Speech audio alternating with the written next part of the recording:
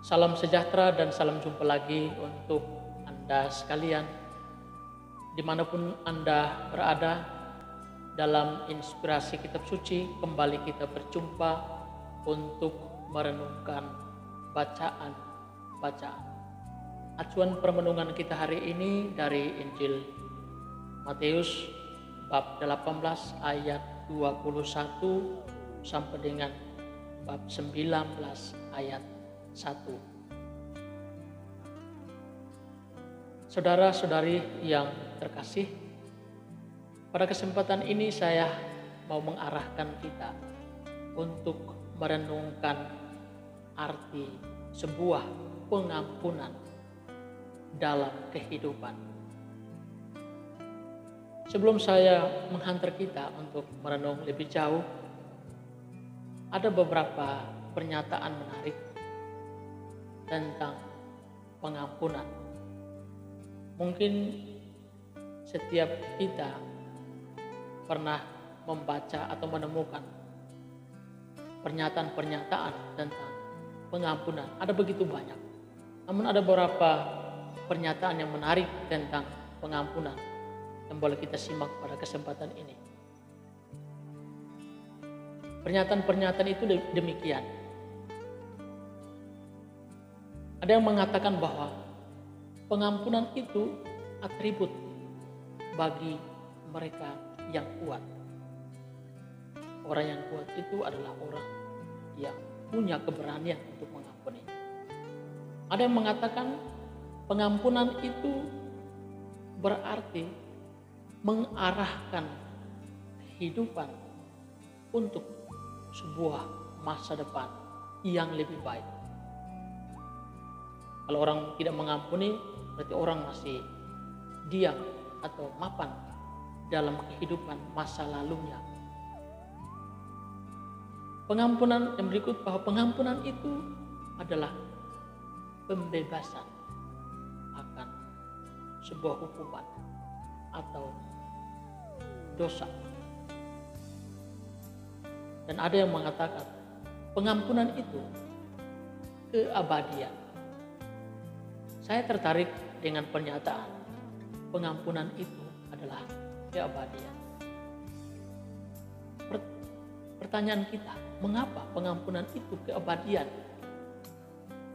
Karena berbicara tentang pengampunan itu hal yang sulit dilakukan oleh manusia dalam kehidupannya. Kalaupun ia mampu mengampuni, bisa jadi hari ini atau besok, tapi lain kesempatan ia akan kembali lagi untuk tidak mengampuni. Jadi akan berubah-ubah di dalam hal pengampunan. Tetapi pengampunan yang sejati itu memang sulit untuk kita nyatakan dalam kehidupan.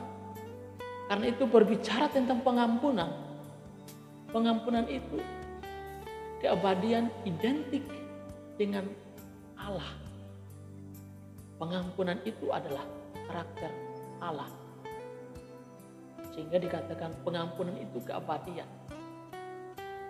Karena itu sebenarnya barang siapa punya ketulusan dan keberanian untuk mengampuni, sebenarnya ia telah menjadi bagian dari Allah. Ia telah menjadi bagian dari keabadian surga itu. Pengampunan hal yang tersulit, tetapi kalau mudah untuk kita lakukan, maka keabadian, kebahagiaan sejati itu telah menjadi milik kita. Maka ini menjadi tantangan dan refleksi dalam kehidupan kita. Lihat hari ini, Yesus di dalam bacaan Injil Matius secara tegas menyatakan kepada Petrus yang bertanya kepadanya, sampai berapa kali kita mengampuni sesama? Sampai 7 kali kah? Tapi apa jawaban Yesus? Bukan sampai 7 kali, melainkan sampai 70 kali 7 kali. Yesus mau menegaskan kepada Petrus dan para murid pun pada kita semua tentang pengampunan yang tak terbatas. bukan 7 kali, bukan 20, 100, bahkan ribuan, tetapi tak terbatas. Dan itulah yang mau dinyatakan kepada kita tentang pengampunan yang tak terbatas. Dan berbicara tentang yang tak terbatas itu selalu identik dengan keabadian surga yang tak terbatas. Maka apa yang ditegaskan Yesus ini tentu menjadi stimulus, menjadi dorongan bagi kita. Kalau kita ingin mau mengalami keabadian, kebahagiaan di dalam hidup, maka kita harus mampu menyatakan pengampunan itu dalam kehidupan ini. Namun pertanyaan kita, mengapa orang sulit untuk mengampuni? Bila kita refleksikan dalam kehidupan kita, setiap kita boleh melihatnya, memberi cara pandang kita, ataupun bisa menyatakan refleksi kita tentang kesulitan kita mengampuni. Namun pada kesempatan ini saya mau menampilkan beberapa hal yang mau menunjukkan kepada kita mengapa orang sulit untuk mengampuni. Yang pertama, orang belum menyadari secara dalam imannya akan Allah yang Maha Rahim, yang telah mengampuninya. Sebagai orang-orang yang percaya kepada Kristus, kasih dan kerahiman Allah itu nyata di dalam diri Yesus Kristus. Ia diutus datang ke tengah dunia, mengorbankan nyawanya untuk penebusan, untuk pengampunan dosa umat manusia, supaya mengalami keselamatan. Lihat, kalau orang memiliki kesadaran ini, memiliki wawasan ini dalam kehidupannya setiap saat, maka ia akan menyadari bahwa pengampunan itu hal yang sangat penting dalam kehidupannya. Jadi orang pada akhirnya mau dikatakan bahwa orang sulit untuk mengampuni karena tidak mendalami, menyadari secara benar imannya akan Allah yang Maha Rahim. Hal yang kedua, orang sejak usia dini telah ditanamkan sikap balas dendam, atau sejak usia dini tidak dibiasakan untuk mengampuni. Kita bisa lihat dalam contoh kehidupan kita, ketika seorang anak dia terjatuh di lantai atau dia menabrak sebuah kursi, meja ataupun tembok, yang dilakukan oleh orang tua bukannya menyalahkan sikap atau tindakan anak itu, tetapi yang dipersalahkan adalah objek, kursi, meja, lantai, dan sebagainya. Secara tidak langsung orang tua sedang menanam mental balas dendam, gigi ganti gigi, mata ganti mata, dan seterusnya. Hal yang ketiga, orang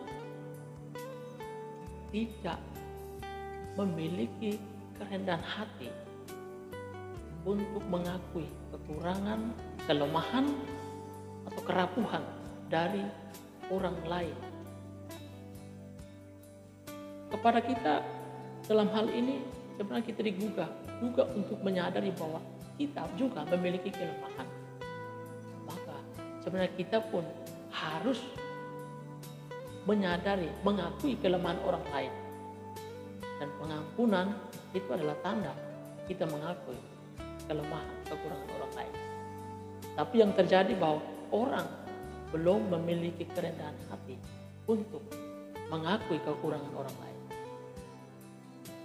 Hal yang keempat, mengapa orang sulit untuk mengampuni? Karena orang belum, bahkan tidak mau belajar dari tokoh-tokoh tertentu dalam hal mengampuni. Maksud saya, terutama sebagai orang-orang yang percaya kepada Kristus, orang belum belajar atau tidak mau belajar dari Kristus yang telah menjadi contoh bagi kita, orang yang percaya kepadanya dalam hal mengampuni. Lihat, Yesus mengajak kita, belajarlah daripadaku, sebab aku lemah lembut dan rendah hati. Belajar di dalam hal bagaimana kita mengampuni. Jadi kita belum, bahkan tidak mau belajar dari Tuhan, maka kita sulit untuk mengampuni. Dan masih ada begitu banyak refleksi lainnya yang pada intinya mau mengarahkan kita. Tuhan hari ini di dalam bacaan Injil mengarahkan kita untuk melihat arti pentingnya pengampunan dalam kehidupan kita. Dan karena itu, mau supaya kita punya ketulusan dan keberanian untuk mengampuni, maka kita harus menyadari bahwa Allah telah lebih dahulu mengampuni kita, maka kita pun harus mengampuni orang lain. Allah telah lebih dahulu mengasihi kita, maka kita pun harus mengasihi orang lain. Dan hal yang berikut, perlu membangun kehidupan kita sejak usia dini dalam hal mengampuni, karena Allah bisa, karena terbiasa. Dan orang harus memiliki kerendahan hati untuk mengakui kelebihan ataupun kekurangan dari kehidupan orang lain, kerapuhan orang lain. Dan mari kita senantiasa belajar dari Yesus dalam hal mengampuni. Saudara-saudari yang terkasih, pada akhirnya saya mengajak kita semua untuk kita boleh belajar dari Yesus di dalam hal mengampuni. Karena pengampunan itu keabadian. Hanya dengan mengampuni kita dapat mengalami kebahagiaan dan kelak bisa mengalami keabadian itu. Kita mohon berkat dan bimbingan Tuhan untuk kehidupan kita, supaya kita senantiasa memiliki ketulusan hati dan keberanian diri dalam hal mengampuni. Berkat Tuhan melimpah dalam diri setiap orang yang tulus dan murni hati mengampuni. Tuhan Yesus memberkati. Amin.